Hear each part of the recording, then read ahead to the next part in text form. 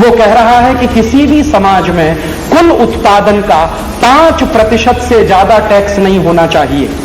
5% तो maximum limit है। हमारे देश में एक बहुत बड़ा अर्थशास्त्री हुआ, उसका नाम था चाणक्य। बहुत कम लोग जानते हैं कि चाणक्य भी एक अर्थशास्त्री था। दुर्भाग्य क्या है कि हमारे अर्थशास्त्र की किताबों में चाणक्य का अर्थशास्त्र पढ़ाया ही नहीं जाता। दुनिया जहान के तमाम अर्थशास्त्रियों को तो हम पढ़ते हैं, स्मिथ ने क्या कहा, स्टीवेंसन ने क्या कहा, उसने क्या कहा, फलाने ने क्या कहा, डिमाके ने क्या, जिससे हमको कुछ लेना देना नहीं। लेकिन मेरे देश में जो सबसे बड़ा अर्थशास्त्री हुआ चाणक्य, उसी को नहीं पढ़ाते आपकी विश्वविद्यालय की शिक्षा में। माने गुलामी की शिक्षा है। चाणक्य जानते हैं क्या कहता था? एक बार चंद्रगुप्त और चाणक्य का झगड़ा हुआ। चाणक्य प्रधानमंत्री था, चंद्रगुप्त राजा था। तो चंद्रगुप्त और चाणक्य का झगड़ा हुआ। झगड़ा किस बात का हुआ? चंद्रगुप्त ने चाणक्य से कहा कि मुझे टैक्स कलेक्शन बढ़ाना, रेवेन्यू ज्यादा कलेक्ट करना। क्यों पूछा उसने? कि मुझे समाज सेवा के काम करने। तो चाणक्य ने कहा कि समाज सेवा के काम तुम मत करो, इसके लिए समाज के लोग बहुत हैं, वो कर लेंगे। कहने लगा नहीं नहीं, मुझे रेवेन्यू कलेक्शन बढ़ाना ही बढ़ाना है ताकि राज्य के लिए कुछ ज्यादा पैसा मेरे पास बच सके। तो चाणक्य ने उससे कहा कि तुम रेवेन्यू कलेक्शन बढ़ाओ, तुम्हारे मन में योजना क्या है? कहने लगा मैं टैक्स बढ़ाना चाहता हूं। तो उसने कहा कि कभी गलती मत करना। तो उसने पूछा क्यों? तो चाणक्य ने चंद्रगुप्त को जो जवाब दिया है वो सबसे बड़ा अर्थशास्त्र है। वो कह रहा है कि किसी भी समाज में कुल उत्पादन का 5% से ज्यादा टैक्स नहीं होना चाहिए। 5% तो मैक्सिमम लिमिट है।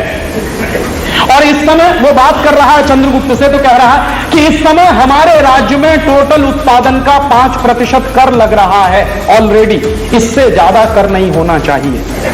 तो उसने पूछा कि फिर ये हमारा टैक्स का कलेक्शन कैसे बढ़ेगा? तो कह रहा है कि तुम राज्य का वातावरण ऐसा बनाओ कि व्यापार 2 गुना हो जाए, तो तुम्हारा टैक्स कलेक्शन 2 गुना हो जाए। माने तुम व्यापार इतना बढ़ाओ कि वो अभी जो व्यापार चल रहा है उसका 2 गुना हो जाए, तो तुम्हारा टैक्स कलेक्शन 2 गुना हो जाएगा। टैक्स की दर बढ़ाने की जरूरत नहीं है। और वो चेतावनी दे रहा है कि ये गलती मत करना। चंद्रगुप्त ने वही किया, और चंद्रगुप्त ने जो किया उसको भारतीय इतिहास में कहते हैं कि वो गोल्डन पीरियड था, हमारा स्वर्ण युग था। क्यों? क्योंकि वही एक जमाना था जिस जमाने में टैक्स सबसे कम लगता था। और ये जो चाणक्य की फिलॉसफी है कि टैक्स की रेट जितनी कम से कम होगी, टैक्स कलेक्शन उतना ही ज्यादा से ज्यादा होगा, ये भारत सरकार ने आज तक कभी इस्तेमाल नहीं किया। क्योंकि भारत सरकार स्वदेशी है नहीं, ये शरीर से दिखने में स्वदेशी है, इसमें काम करने वाले लोगों की आत्मा विदेशी है।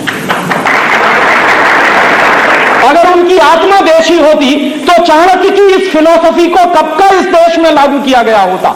हमारे देश में एक ही नेता हुआ जिसने चाणक्य की इस आर्थिक फिलॉसफी को पूरी हिम्मत के साथ लागू करने की कोशिश की।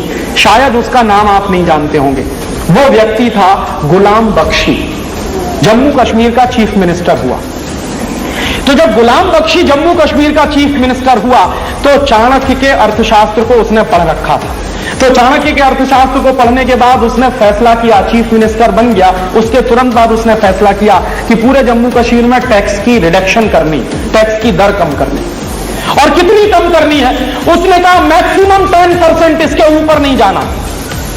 तो हंगामा मच गया पूरे देश में। क्या हंगामा मच गया? बड़े बड़े अर्थशास्त्रियों ने यह चिल्लाना शुरू कर दिया कि ये जम्मू कश्मीर को डुबो देगा, टैक्स कलेक्शन नहीं आएगा, और टैक्स कलेक्शन नहीं आएगा तो सरकार नहीं चलेगी, राज्य नहीं चलेगा, राज्य के कामकाज नहीं चलेंगे, वगैरह वगैरह। पूरे देश में बहस चलने लगी। गुलाम बख्शी ने कहा कि मैं मुख्यमंत्री हो गया हूं, मैं ये करूंगा, और अगर चाणक्य ये कहता था तो एक बार करके तो देखूं, हो सकता है परिणाम निकल आए उसमें से। तो उस आदमी ने हिम्मत की और उसने टैक्स कम करते करते करते करते करते कहां तक ले गया? 10% पे ले गया। और उसने कहा 1 साल तक मैं यही चलाऊंगा। 1 साल उसने चलाया। 1 साल के बाद नतीजा जानते हैं क्या निकला? 1 साल पहले जम्मू कश्मीर में जितना टैक्स इकट्ठा होता था, जो टोटल रेवेन्यू कलेक्शन था, उसका 300 गुना ज्यादा दूसरे साल में कलेक्ट हुआ। माने जैसे ही उसने टैक्स की दर कम की, टैक्स का कलेक्शन उसका 300 गुना बढ़ा, और सारे देश को उसने चुप करा दिया, उस एक व्यक्ति ने। और ये बात हिंदुस्तान में लागू होनी चाहिए थी। अंग्रेज चले गए, अंग्रेजों की टैक्सेशन की व्यवस्था खत्म होने के बाद अगर हिंदुस्तानी टैक्सेशन की व्यवस्था कोई आनी चाहिए थी तो वो ऐसी ही व्यवस्था होनी चाहिए थी जिसमें कम से कम टैक्स लगे लोगों के ऊपर और लोगों को छोड़ा जाए, मुक्त किया जाए। लेकिन दुर्भाग्य से हुआ उल्टा, अंग्रेजों ने जितने टैक्स लगाए उतने ही टैक्स आज आपके ऊपर लगे हुए हैं, डायरेक्ट और इनडायरेक्ट दोनों तरीके से।